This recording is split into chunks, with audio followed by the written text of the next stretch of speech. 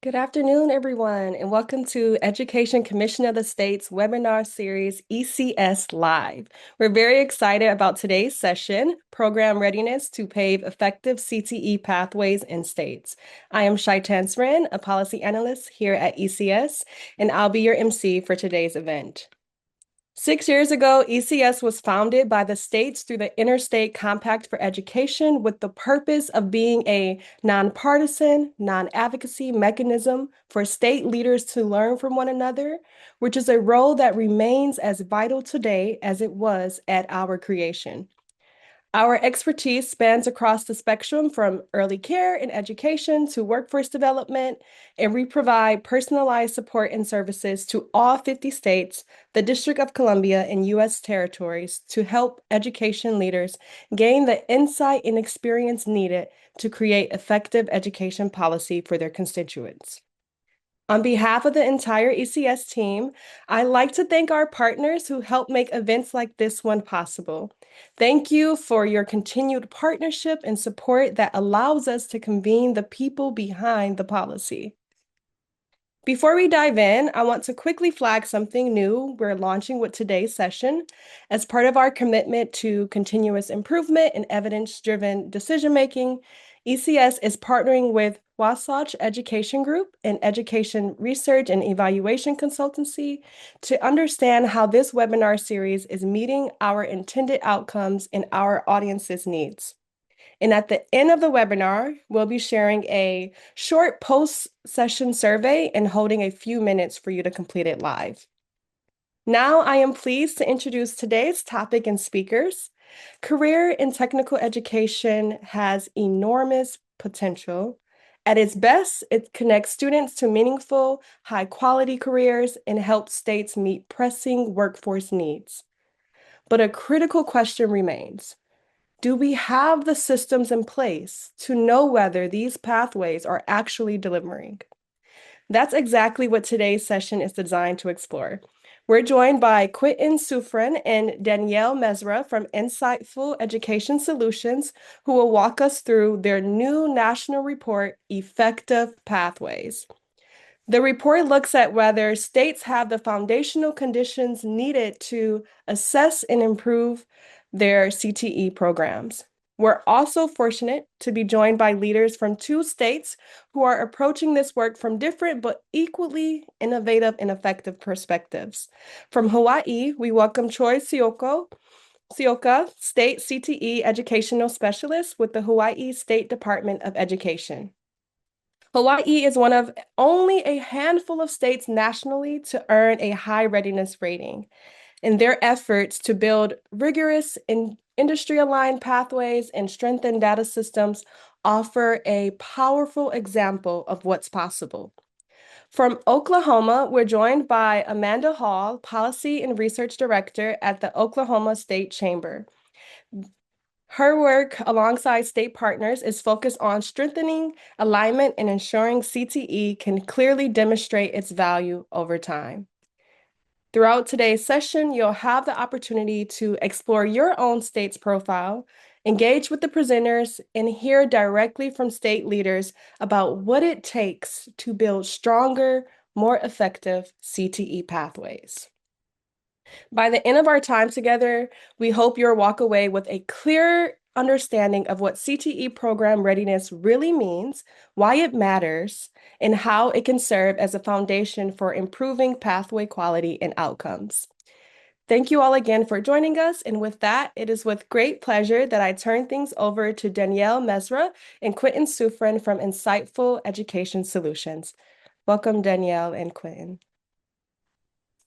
Chaitins, thank you so much. And a big thank you to ECS for hosting the webinar today and allowing us to share a little bit of the work that we've been doing with partners for the last year or so. So as Shai noted, we are here to talk about effective CTE pathways and specifically a look across the nation at whether or not states have the capacity and ability to understand whether CTE pathways are delivering on their promise for students. For our discussion today, we've portioned this out into four pieces in order to get to a discussion at the end as well, of course. And that is one, to touch on what we mean by program readiness when we talk about career and technical education, what we looked at in order to examine that idea and framework, what we found, and obviously most important, I think, is the so what it means. That's why we're so excited to have Amanda and Troy join us because they are doing this work on the ground every day. Before we dig into the study itself, wanted to set the table just a bit. And one is why this work, why look at something called CTE program readiness. And one thing is the reason is that we are seeing so much in terms of priorities, expectations, investments, and effort across states, regions, even and especially at the local level to develop CTE pathways that are really going to lead to those outcomes that states expect. And that is typically two things. One, they want young people to go on to the next step and earn that either credential or they have a route to a good paying job that leads to continued advancement in economic mobility. As such, states have really been investing a lot in terms of time, effort, program, and and even money to ramp up their CTE programs and to really kind of think about how do we make sure that they are providing that return for everyone involved. And one thing, this is different. This wasn't the case 15 years ago. CTE was served a slightly different purpose then. But now folks are really expecting these pathways to be effective. What do we mean by that? Really two things is most states are prioritizing this idea of alignment, making sure that these pathways are connected to state economic and labor market priorities, the jobs and the careers that employers need. And second is quality, that these aren't just a set of courses, that these are a set of experiences that, yes, include a sequence of courses, but also the opportunity and ability to earn valued credentials, to earn work-based learning experience, and achieve that next step, whether it be onto a post-secondary institution or directly into the workforce. So this idea of alignment and quality is what's driving this idea of effective pathways. That leads to our final question, and really the genesis of this work is we know that states approach CTE programs very differently, as they should. They have their own priorities, they have their own ways of organizing these, but it makes it difficult to wrap our arms around exactly what's happening and whether or not that idea of effectiveness is really being achieved from state to state, and even nationally when you look across. And so we just wanted to answer the question of, well, what does it take to actually assess whether student CTE pathways are delivering, and how well are states in the conditions currently there, how well are they set up to really measure and then manage and improve those pathways over time. So in terms of our approach, we obviously did a scan of 50 states plus DC, really looking across at the programs, how they're structured, how they're put together, the guidance provided, and what they articulate. Two, we also collected 1 year's worth of data for 23, 24, just to understand at a glance kind of what is happening in terms of student activity in CTE pathways, and what can that tell us, or what questions can it pose back to states who may be thinking about ways to continually improve these programs. Third is where we could, we did look at high level alignment with employer demand. And that was really in partnership with Burning Glass Institute to create a framework and then look at what students are doing and then whether or not that actually matches up with what states have identified as their economic priorities. And then finally, we did provide a result for all of the work that we did just to try to boil it down into a simpler way of understanding this idea of readiness through four criteria and an overall rating, which let me just say now has nothing to do with how good these programs are in terms of their quality. That is not what we looked at. That is not the judgment that this study is trying to pass.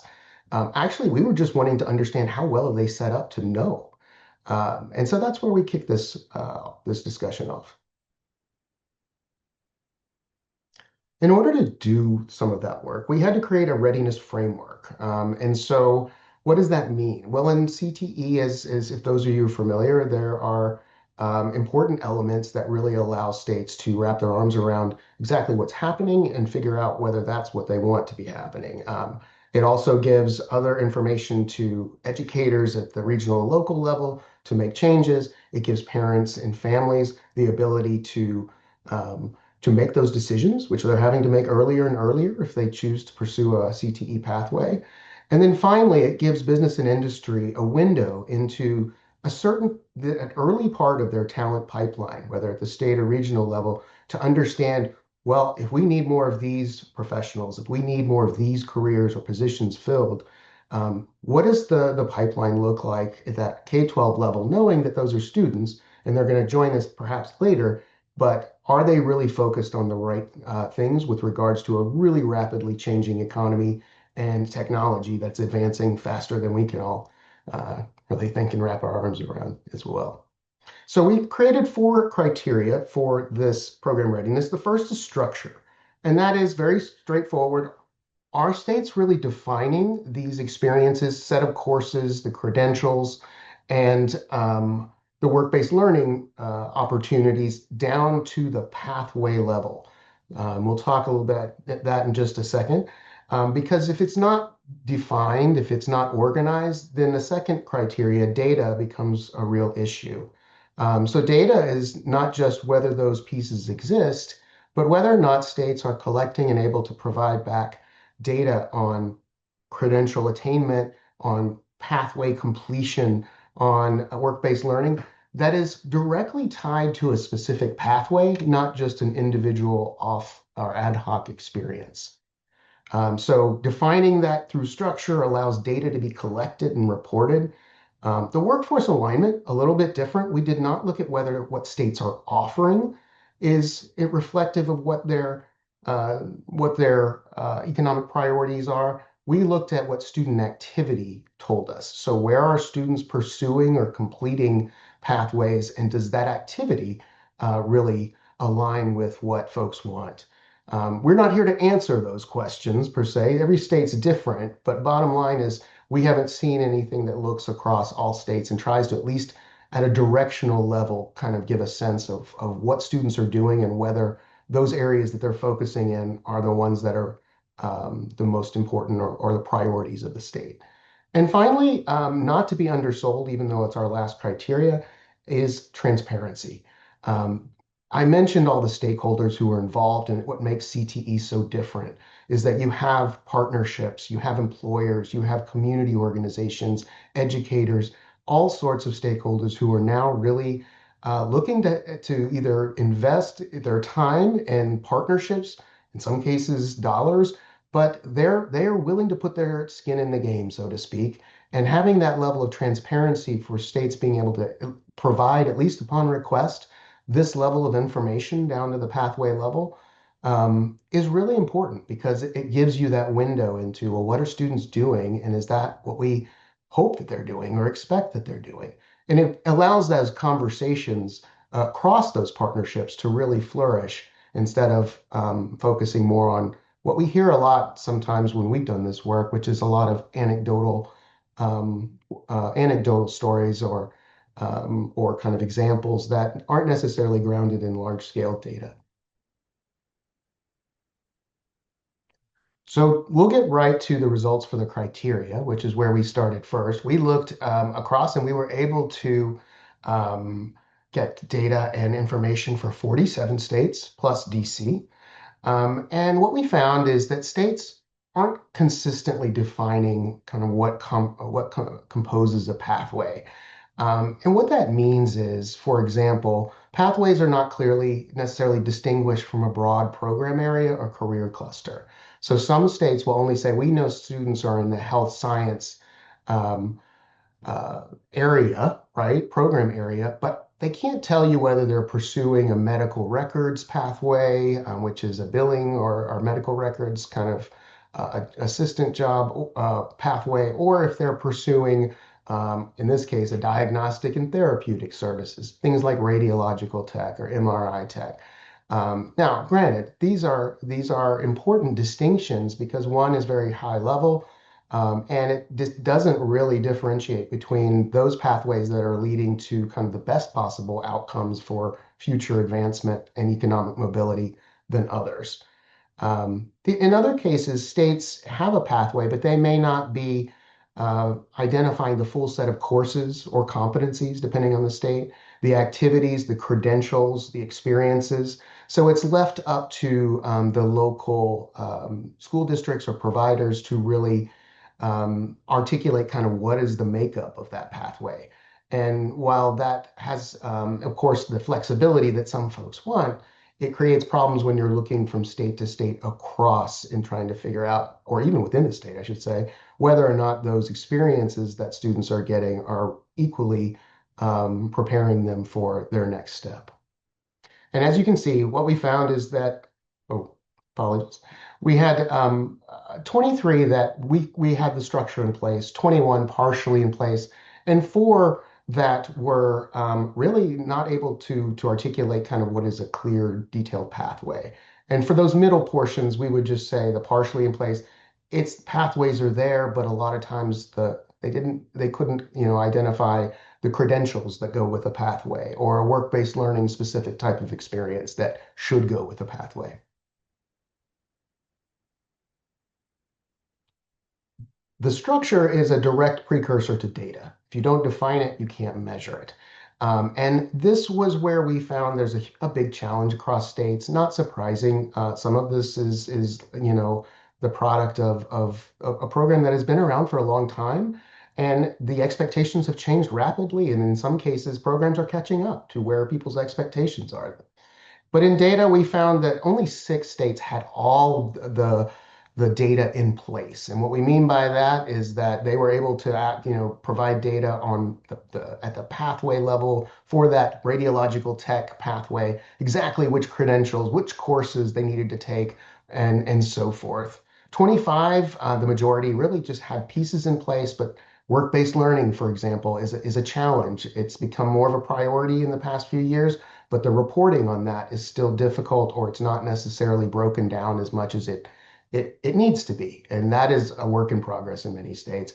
I think the bigger highlight, though, for us is that we just want to flag that there were 17 states that didn't have the data that they could provide at the pathway level for not just this, but for many of these. And that was a big flag for us in terms of like not so much our research, but just asking the question of are they able to answer those questions that they want to ask about these programs?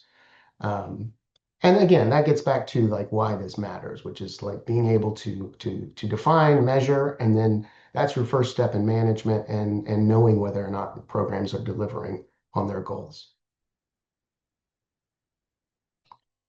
From a workforce alignment perspective, there were 18 states we could not assess, so we didn't try to because they're at those high program area levels. We didn't try to say health science pathways are aligned. Of course, they are in every state, but bottom line, we don't know. Some are more aligned than others. So there were 18 that because of the data, and in one case, just because of some technical issues, they were not allowed to, I mean, they were not able to provide data down to the pathway level for us to look at. And again, we're talking about student activity here. We are not talking about whether the programs themselves. Every state has well-aligned programs. The question is whether or not that students are actually pursuing them. And that's what we tend to define is that 10 were closely aligned when we looked at their state priorities. And by the way, when we talk about state priorities, these were generally like what the State Department of Commerce or their leading workforce agency had defined and articulated for the state as being economic priorities.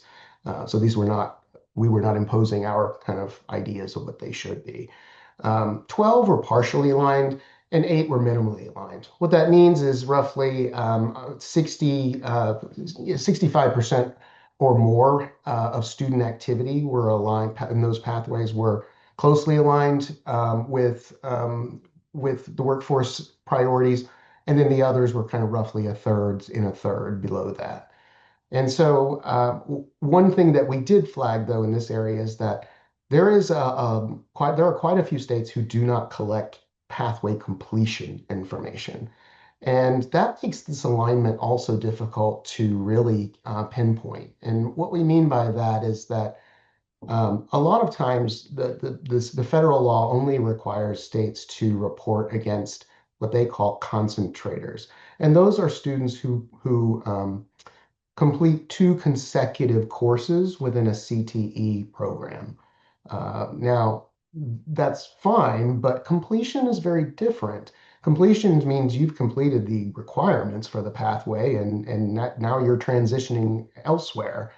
And when they're not collecting that completion data, it's really, really difficult to differentiate who's actually just exploring a course or a couple courses and then shifts and does something else because we know that students change their minds as they should, and who is actually pursuing this as either a next step or a serious course of study that is likely going to inform what their choices are going forward. And that, from a business perspective and employers, is also really critical because looking at that, at least that early part of the talent pipeline, knowing who is really going to be perhaps pursuing occupations in their fields and in their sectors is incredibly important, and more so than just knowing who may have been exposed or taken one or two courses in it. Finally, transparency is a challenge across the nation. That is not and that's not just a CTE data issue. That's writ large. But in this case, there was no state who kind of was fully transparent about their pathway data. And what we mean by that is not that they did something wrong. It means that that data either has to be requested or it has to be kind of asked for and then worked out with the state education agency, as opposed to it's available online for users for to look at and to be able to use for different purposes and so forth. And when we talk about this data, one thing I would just flag too is that this is not student level data. This is aggregate data. This is kind of one level of what is reported at times, depending on what the state does to the federal government. So this is not student level information. So when we did see that most states are providing some information around their programs and the data, and if they can provide down to the pathway level, they do. And then seven were not accessible, and that just means that there was not much to go on when either we reviewed the state materials or reached out, which we did to every single state in DC individually to ask, to talk through, and to work out with folks. So again, just want to emphasize that even though it's the last criteria or criterion, that this idea of transparency is critical and one that's missing because it does build trust across all those partnerships and really enables those decision-making aspects to be made that are going to be in the best interest of learners, in the best interest of communities and economies.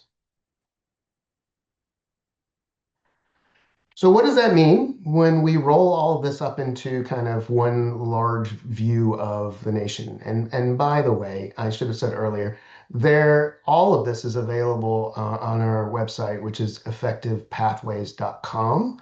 And this, what we're looking at now is the overview of national ratings for CTE program readiness.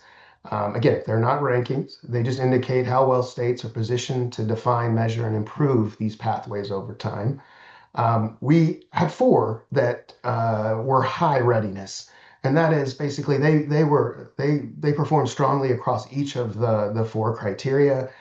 We could assess alignment, and it was very, very either closely aligned or moderately aligned, and that level information and data is mostly accessible, right? You could turn in a request, get that data pretty easily, or with some back and forth, really kind of access that and make that possible. Most states were in the moderate phase, and that could be for any one of those criteria results in some cases. When we say moderate, it doesn't mean they're all in the same place. They're in the same category in this, but there are different shades of moderate and different shades of high, we would say. But in this case, the core criteria are in place. but some of the workforce alignment was not evident or demonstrated, and that there are still some gaps in data and transparency, which is not surprising. That's where most states still are, as these programs are continuing to change rapidly. And then 18, similar, they are the same. They are very, that is because if you don't structure, you can't measure, and it puts you in the minimal category for this. And again, this is not that the programs for these states in orange are poor or bad or not serving students. The question is, do we know? And do they know? Because that's really the major question. So we want to get closer to kind of the discussion here of like, what does this actually mean, right? So implications and what we kind of pulled out of this, and then also like, what can folks do about it? At the implication level, really, I mean, one thing we found is that so many folks are focused on creating new pathways of really providing these opportunities. And we're the last people to say, stop doing that. But in the process, the system itself, the infrastructure that of these programs sometimes gets left behind. And so readiness, we are just arguing or advocating for that it's treated as a priority, that states really look at these factors and be sure that they're fully built out and measured and communicated because it's critical for all of those folks involved to be able to access it. We're also seeing in a lot of states that policy is also getting out in front of where these programs are in terms of readiness. A great example, there are more and more states that are adopting return on investment or ROI analyses, trying to understand not just what's happening right now, but where do these programs lead? And are they leading to the places that we want for students, for families, for economic mobility, et cetera? But bottom line is some states are passing these policies and they're not able to actually achieve implementation of them because the data is not available, the structure isn't in place, you name it. And so it complicates some of the policies that folks are out there trying to pass, which again, we think are really, really interesting. You can't wait to see what the outcomes, but it makes it difficult when states pass a policy and then can't implement one. The third is oh, sorry. Uh, the third was just we wanted to focus on alignment of the uh, the policies in terms of what students are demonstrating. So in this case, lots of folks talk about what their programs are, but they don't necessarily show what students are doing.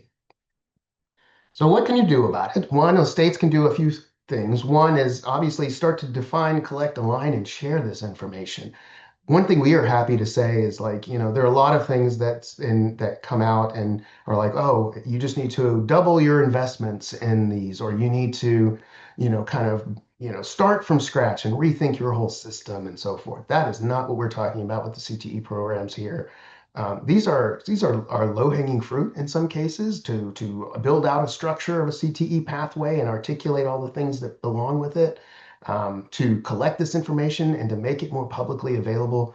We are seeing, and we're happy to be joined with some states that are really interested in doing that today. And more states are. They realize how important this information is and are trying to get that out there.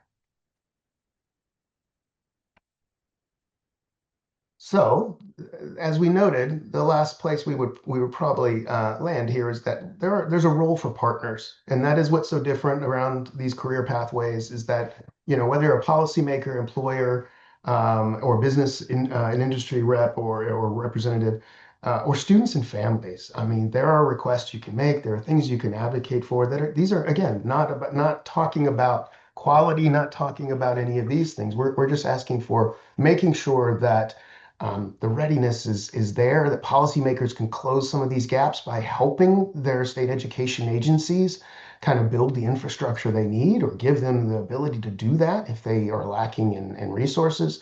Employers and businesses, they're integral partners, right? But advocating for and partnering with states that are doing this, being able to help demonstrate whether it's at a regional or local level or even the state level, kind of how that can have an impact.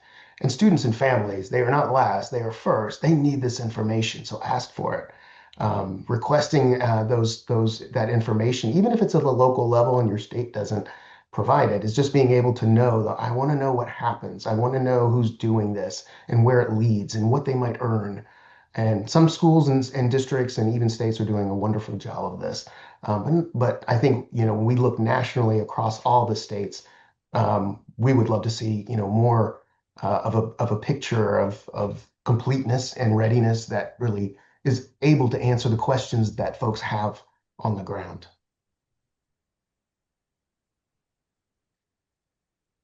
So I think we'll leave our discussion, or at least the discussion of the study here, with just talking about, getting back to this idea of readiness is important because it is the precursor to effectiveness, right?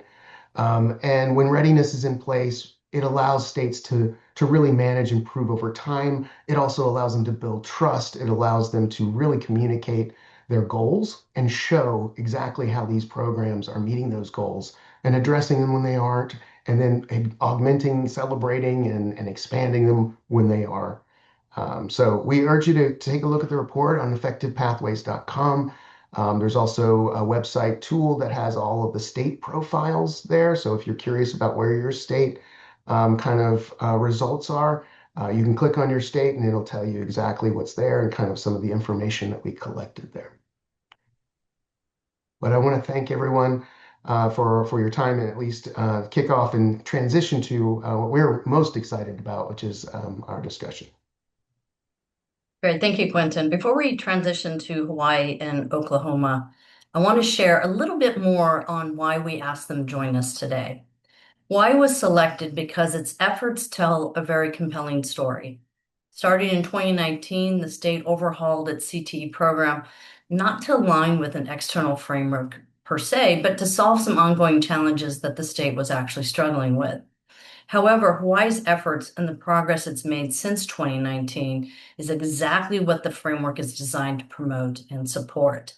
Hawaii is only one of 4 states, as we mentioned, that received a high readiness rating in the analysis. And it's a strong example that meaningful progress is achievable regardless of what is actually driving the overall effort. For Oklahoma, we selected them because it represents a challenge many states are actually facing right now, and that's having a large active CTE program, but general uncertainty over whether or not that statewide CTE program is actually supporting and delivering on the needs of the state and its industry sectors. The State of Oklahoma Chamber and its Chamber Research Foundation has identified CTE as a driver of its economic competitiveness. But the question is CTE delivering on that promise for Oklahoma? The State Chamber Research Foundation is currently working directly with state CTE leaders to address that question and making Oklahoma a timely example of how states can take proactive steps to ensure CTE demonstrates and sustains its value. With that, it's my pleasure to turn the conversation over to Troy and then on to Amanda. All right. Aloha, everyone. My name is Troy Suyoka. I am the state CTE specialist for the Hawaii State Department of Education. I oversee CTE pathways, K-12, standards, curriculum, also state and federal funding for CTE.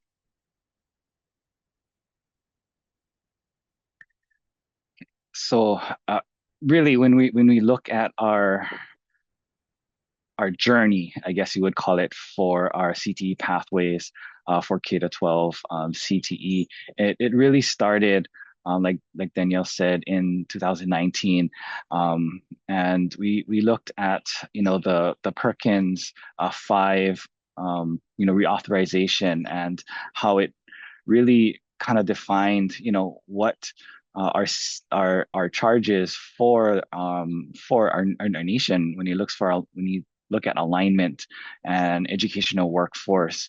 And we took a look at our current CTE pathways and programs of study, and it didn't really align with what Perkins were then calling out when it had things like industry recognized credentials, attainment, work-based learning, and dual credit opportunities for our students.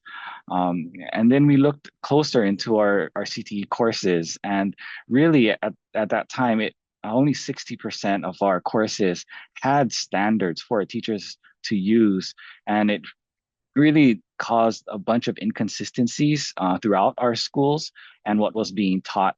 So we really needed, industry course standards for all of our courses, and that wasn't really happening at that time. And when we looked at our post-secondary offerings and our alignment within our post-secondary University of Hawaii system here in Hawaii, our courses, weren't really, and our pathways weren't really aligned with post-secondary and what they were offering. And when we looked at our students and, the misalignment for their workforce and opportunities, no matter if they went into post-secondary or directly into the workforce, it really didn't align, and we really weren't doing justice for our students and providing the opportunities that they really needed to be successful. And we always say this here in Hawaii: we want our students to be globally competitive and locally committed, and we weren't providing those opportunities for our students to have that here in Hawaii. So what we did was we looked and audited all of our courses, and it included work-based learning, credentials, and the type of experiences that they needed to be successful. And we aligned and partnered with our Department of Labor and looked at our various industry sectors to determine, which occupations and which industry sectors were important here in Hawaii. Obviously, tourism is huge in Hawaii, but also looking at things like emerging industries. So looking at energy, which was not even a career cluster at that time, but as our state moved towards more being a sustainable state, and how those jobs were going to be actually the jobs of the future for our students. Looking at things like energy, advanced manufacturing, our state is heavily reliant on getting things from the U.S. mainland, but how could we utilize things like advanced manufacturing in our state to produce our own products here in Hawaii? So just launching those new types of emerging industries that aligned really with our future occupations here in Hawaii was very important for us. So after we looked at our data and we talked to our industry partners, it really led to the expansion of our pathways. We had 6 pathways at the beginning, and after looking at all the needs of our states and all the occupations and everything that we wanted to provide for our student, we expanded then to 13, which then really aligned with our state priorities and industry needs.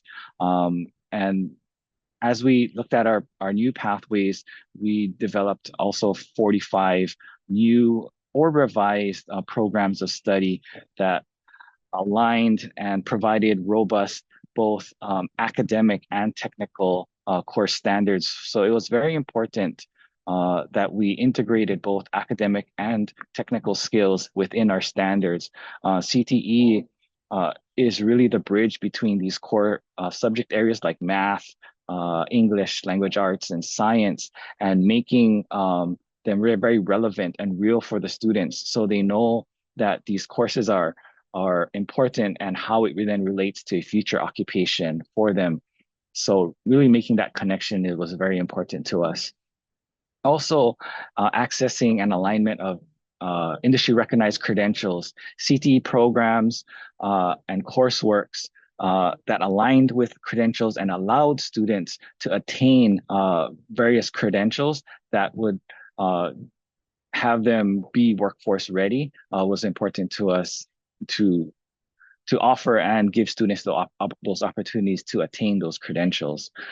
We also embedded work-based learning in all of our programs of study. So at the level 4, so our programs of study have at least a 4-course sequence.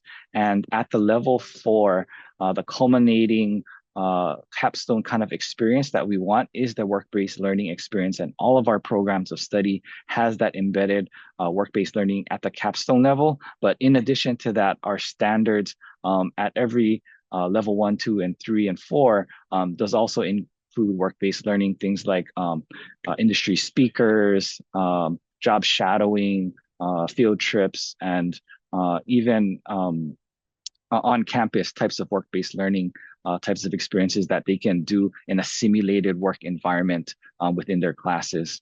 So that whole work-based learning is really important. And the last thing, when we looked at when we had everything kind of laid out and our courses done, our schools were very accustomed to just our Perkins concentrator utilizing just doing 2 courses within the same program of study.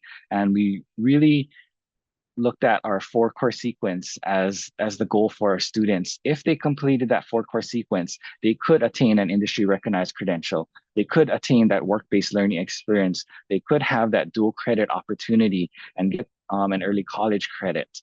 And we wanted to incentivize that for our schools. So we moved away from just concentrators to then completers. And we redid our funding formula that we have for Perkins funding to incentivize schools to offer more courses within a program of study. So if a student completes a 4-course sequence, the school then gets more funding because that student has now completed those 4 courses rather than just completing just the 2. So some, I guess, secrets to our success, really establishing that multi-year transformation process. We didn't try to do everything all at once. We had to roll things out in phases, and as each phase kind of went on, we rolled out various pathways, and within those pathways, we convened pathway advisory councils that made up of our post-secondary partners, industry partners. So we had industry expertise, and we also had representation from within our teachers and schools. And they reviewed our standards and really took us through a standards review process to make sure that what we were doing and what we were putting out for our students aligned with industry and was aligned with post-secondary and aligned with our teachers and what they were teaching in that class. So that was really important to us to make sure that we had all of that in our rollout process and in our review process. And it was kind of year by year where we had to kind of go through that. And if you can see the timeline, it was smack right in the middle of COVID, and COVID happened, and we had to kind of stay the course and not deviate. Although schools were shutting down and things were happening within our state, luckily, we were able to still stay with our rollout and still stay the course, so nothing stopped. And as we rolled things out, and then COVID started ending. We really shifted then to really the maintaining, sustaining, and adapting our courses, looking at new opportunities for what our state is moving towards. As we had AI kind of come to light, we're looking at now jobs and careers that are more AI resistant, and how are we setting up our students for those types of careers that are more resistant to AI, and really looking at the needs of our students and the opportunities that we can present to them so they can be successful. They can have that high wage career here in Hawaii. Hawaii is very expensive to live in, and being able to get into that high wage, high skilled type of career is super important for us. So we're constantly looking and expanding our career options for career pathways as things kind of morph, and uh, we're constantly looking for ways to improve and align with new and emerging industries and trends.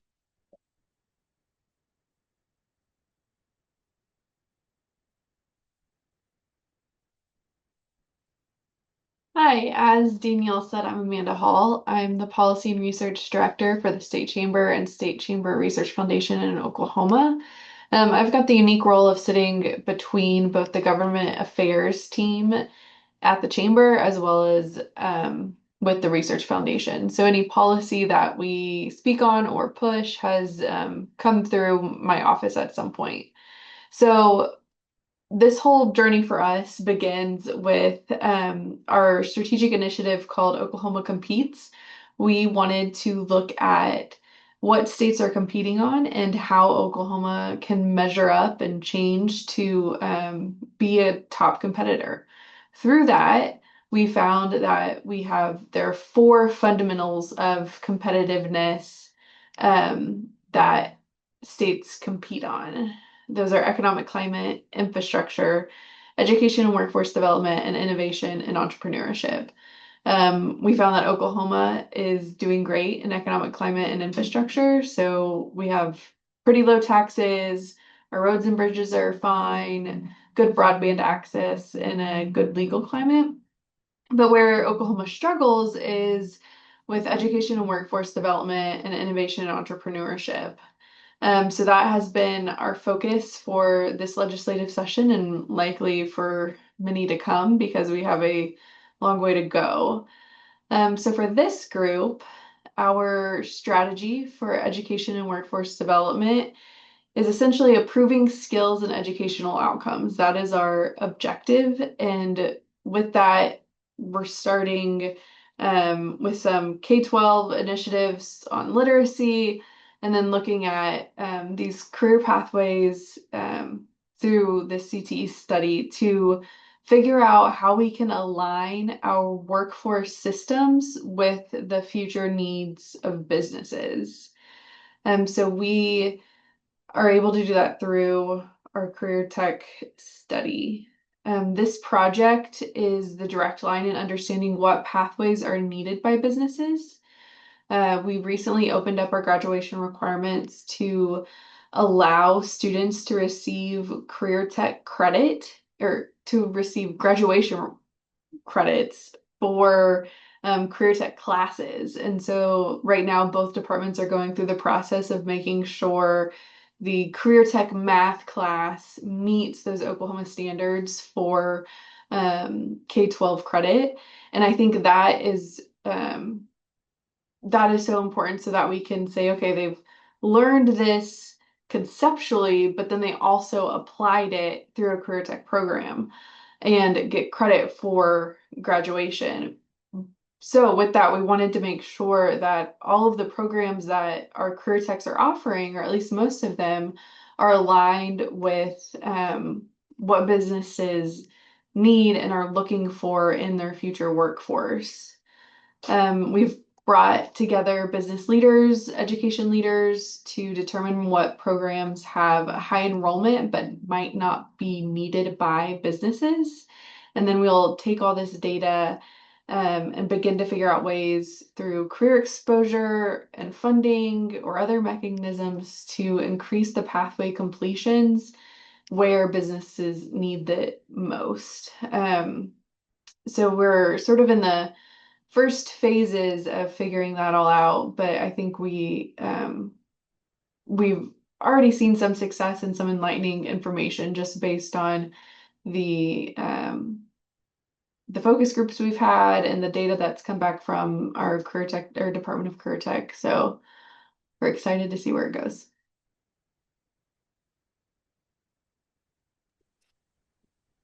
Well, thank you, Danielle and Quentin, Troy, and Amanda for those insightful research findings and state implications. There was a tremendous amount of valuable information shared, but before we kick off Q&A, I wanted to mention that we've shared a short survey in the chat, and you're welcome to complete it now or at the end of the session. But Before we kick it off with Q&A from the audience, we'll start with a couple of questions from Danielle and Quentin before diving into the chat. Danielle and Quentin, take it away. Sure, and I'll kick it off. It's a question for Troy, actually, and Hawaii is one is you mentioned in part of your transformation of CTE that you shifted the funding approach to really focus on pathway or program of study completion as opposed to the concentrating or just taking a couple of courses. That's a pretty big shift, and not many states have made that shift. Can you talk about like what the initial reaction was and kind of how that is played out and or shaped behavior going forward? Yeah, thank you for that question. The the initial reaction actually was people were honestly hesitant because anytime you change the way schools are funded, everybody's just oh, yeah, we're going to get about this much this year, and we usually get about this much this year, and um, really taking a look at the and changing the perception of how CTE programs are operating at various schools and the types of offerings that they're doing and the types of experiences that they're giving their students and opportunities.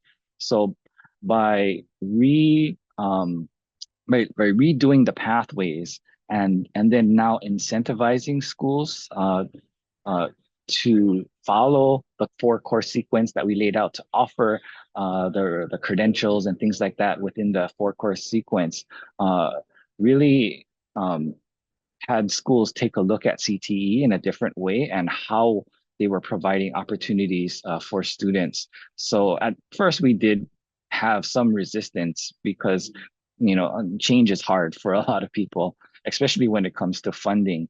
But as they could see why we're, the purpose of that and why we're incentivizing now the completion of pathway of a program of study within a pathway, they saw that it only could benefit them and their students as they complete things, and it's not just students taking one-offs here and there and not really completing or really being prepared for that post-secondary or workforce directly into the workforce.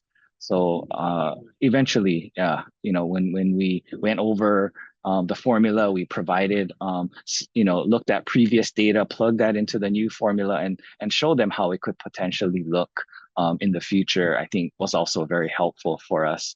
And how this could also, the new formula also included a base that also helped our very small schools that typically did not get much Perkins funding because they didn't have that many students completing a course sequence in the past. So just having those scenarios in place with old data was really helpful to us.